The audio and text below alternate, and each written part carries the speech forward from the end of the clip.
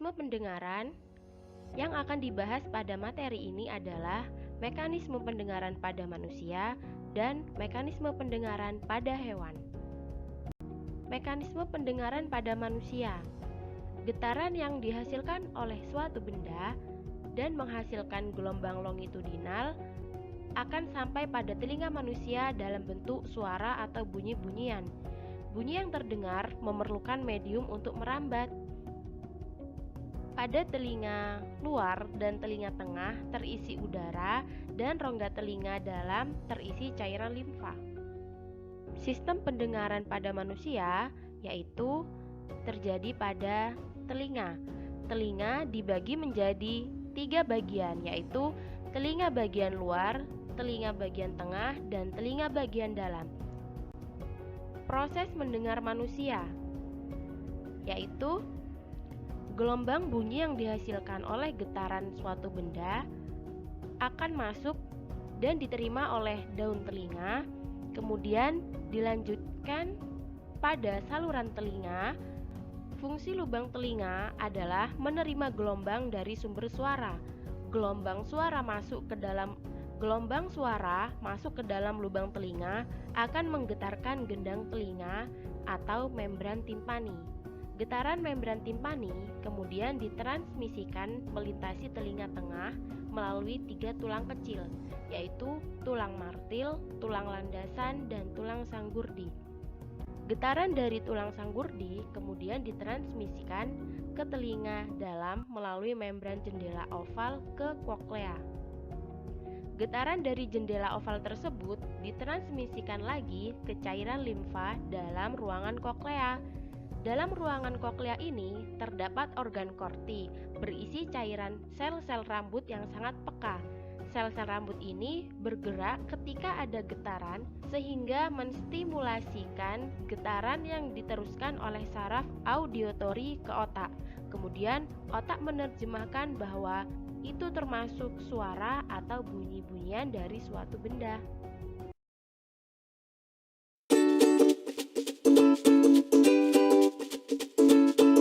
Have you ever wondered how sounds make their way from the source all the way to your brain? Take a trumpet, for instance. When it's played, it makes sound waves in the air. The outer ear catches the waves, which then travel through a narrow passageway called the ear canal. The sound waves reach the eardrum, which is a membrane roughly half the size of a dime. They make the eardrum vibrate, which in turn vibrates 3 tiny bones called the malleus, incus, and stapes. These bones amplify or increase the sound vibrations and send them to the cochlea. The cochlea is shaped like a snail and is the size of a garden pea. It is filled with fluid, and the sound vibrations make this fluid ripple, which creates waves. Hair-like structures called stereocilia sit on top of hair cells and are grouped together as hair cell bundles inside the cochlea. The hair cells inside the cochlea ride these waves, and the hair bundles are moved. The hair bundle on top of the hair cell turns these movements into electrical signals. As the hair bundles are moved, ions rush into the top of the hair cells, causing the release of chemicals at the bottom of the hair cells. The chemicals bind to the auditory nerve cells and create an electrical signal, which travels along the auditory nerve to the brain. Different hair cells respond to different frequencies of sound. The hair cells at the base of the cochlea detect higher-pitched sounds, such as a piccolo or flute. The hair cells toward the top of the spiral detect progressively lower-pitched sounds, such as a trumpet or trombone. At the very top or apex of the spiral, the hair cells detect the lowest-pitched sounds, such as a tuba. The auditory nerve carries the electrical signal to the brain, which interprets the messages as sounds that we recognize and understand.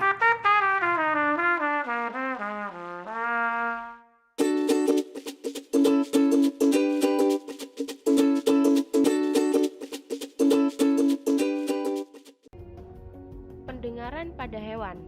Hewan ini memiliki kelebihan khusus, yaitu sistem sonar. Sistem sonar yang dimiliki oleh kedua hewan ini, yaitu kelelawar dan lumba-lumba, digunakan untuk mendeteksi tempat dalam melakukan pergerakan dengan deteksi suara frekuensi tinggi. Deteksi suara frekuensi tinggi ini menggunakan gelombang ultrasonik. Sistem sonar ini merupakan suatu metode penggunaan gelombang ultrasonik untuk memperkirakan ukuran, bentuk, letak, dan kedalaman benda-benda atau hewan yang berada di sekitarnya. Pendengaran pada hewan kelelawar. Kelelawar mengeluarkan dan menerima gelombang ultrasonik yang akan dipantulkan kembali oleh objek yang dilewati atau diterima. Kemampuan ini disebut dengan ekolokasi. Kelelawar mengeluarkan bunyi frekuensi tinggi atau ultrasonik, lalu mendengarkan gema yang dihasilkan. Ketika gema terdengar, kelelawar fokus pada suara yang dipancarkan sendiri. Rentang frekuensi yang mampu didengar terbatas, sehingga harus menghindari efek Doppler. Menurut efek Doppler, jika sumber bunyi dan penerima suara keduanya tidak bergerak, maka penerima akan mendengar frekuensi bunyi yang sama dengan yang dipancarkan oleh sumber suara. Tetapi, jika salah satu dari sumber bunyi atau penerima suara tersebut bergerak, frekuensi yang diterima akan berbeda dengan yang dipancarkan.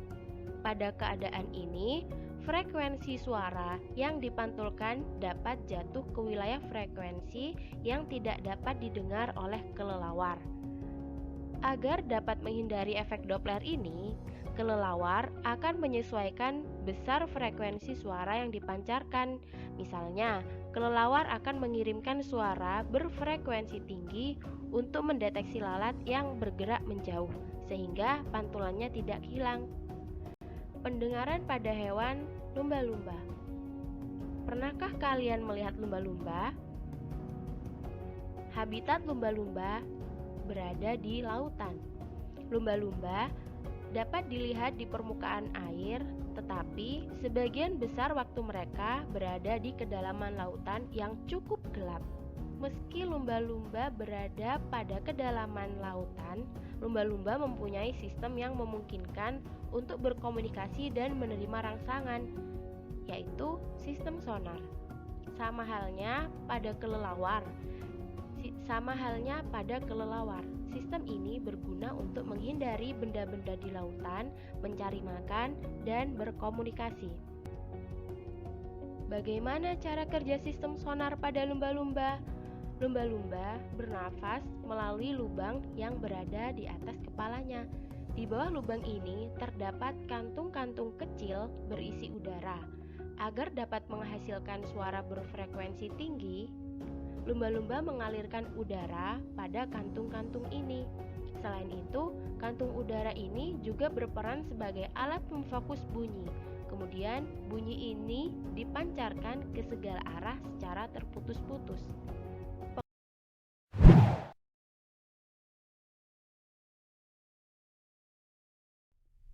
Have you ever heard someone say they're blind as a bat? Well, that expression is a bit misguided. During the day, some kinds of bats can see almost as well as humans, but when the sun goes down, nocturnal bats rely on their ears more than their eyes to navigate. This special navigation process is called echolocation.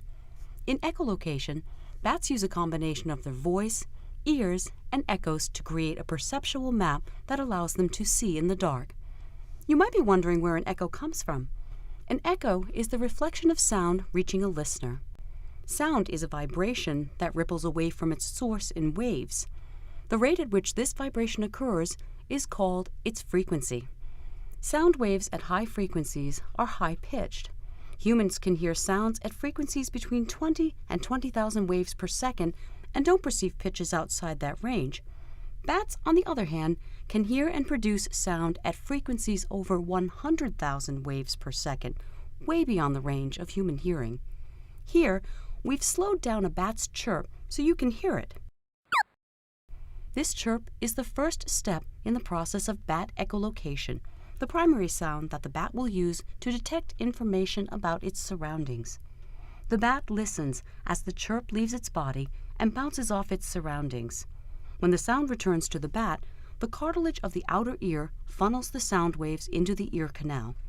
The waves then reach the eardrum, which vibrates in response. These vibrations are transferred further into the ear to the basilar membrane, which runs the length of the cochlea. If you uncoil the cochlea and the basilar membrane, they would look like this. Each area of the membrane moves in response to a particular frequency. Then, the cochlea converts these vibrations into nerve impulses for the brain to interpret. The bat echolocates so fast that it can track down a dinner of insects moving around in complete darkness.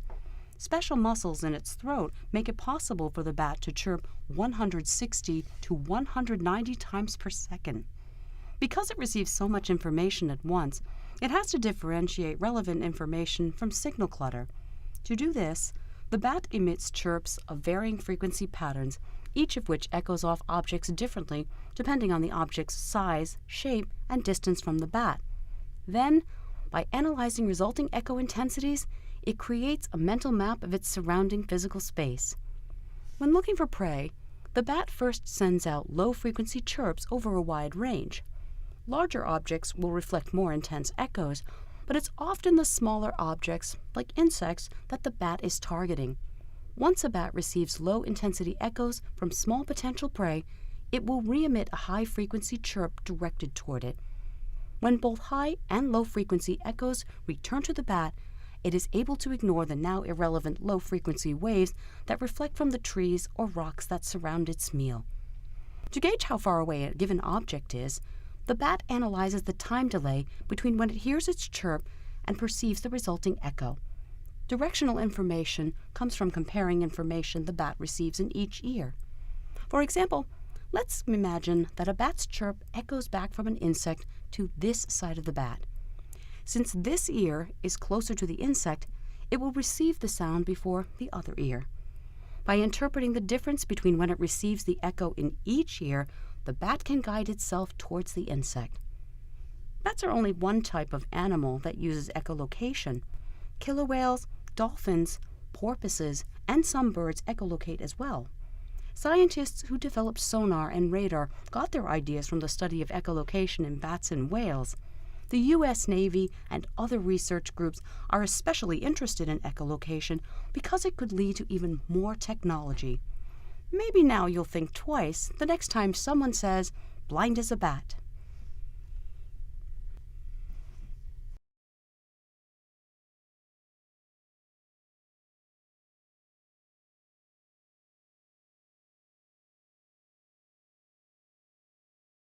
Pengaplikasian getaran dan gelombang dalam dunia teknologi di kehidupan sehari-hari diantaranya ultrasonografi atau USG, yaitu teknik untuk mendiagnosis dengan menggunakan gelombang ultrasonik.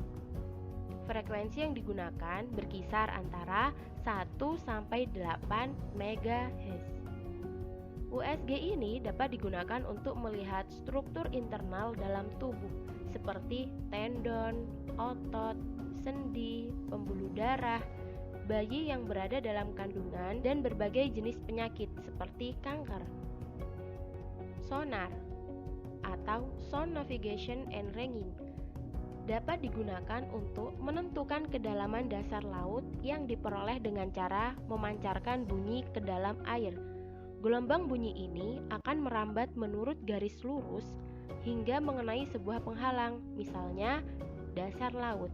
Ketika gelombang bunyi mengenai penghalang, sebagian gelombang itu akan dipantulkan kembali ke kapal sebagai gema. Terapi ultrasonik. Terapi ultrasonik ini adalah terapi yang menggunakan gelombang ultrasonik untuk keperluan medis. Metode yang digunakan yaitu memancarkan gelombang dengan frekuensi tinggi 800 sampai 2000 kHz pada jaringan tubuh. Selain itu, tingginya energi gelombang ultrasonik juga dapat digunakan untuk memecah endapan batu pada penderita batu ginjal atau yang dikenal dengan lithotripsy. Pembersih ultrasonik merupakan alat yang menggunakan gelombang ultrasonik dengan frekuensi antara 20 sampai 400 kHz dan cairan pembersih tertentu untuk membersihkan suatu benda. Benda yang biasanya dibersihkan menggunakan alat pembersih ini seperti perhiasan, lensa, jam tangan, alat bedah, alat musik, alat laboratorium, dan alat-alat elektronik tertentu. Sonifikasi. Sonifikasi adalah proses pemberian energi gelombang ultrasonik pada suatu bahan, baik larutan maupun campuran, sehingga bahan tersebut dapat dipecah menjadi bagian yang sangat kecil. Di dalam laboratorium, sonifikasi dilakukan dengan bantuan alat yang disebut dengan sonikator. Pengujian ultrasonik. Pengujian ultrasonik merupakan teknik pengujian yang berdasarkan penyaluran gelombang ultrasonik pada objek atau material yang diuji. Gelombang yang digunakan memiliki frekuensi sekitar 0,1 sampai 15 MHz. Teknik pantulan gelombang ultrasonik yang dipancarkan ke dalam benda, kerusakan pada bagian dalam benda, ketebalan, dan karakteristiknya dapat dideteksi, misalnya kerusakan akibat korosi pada logam.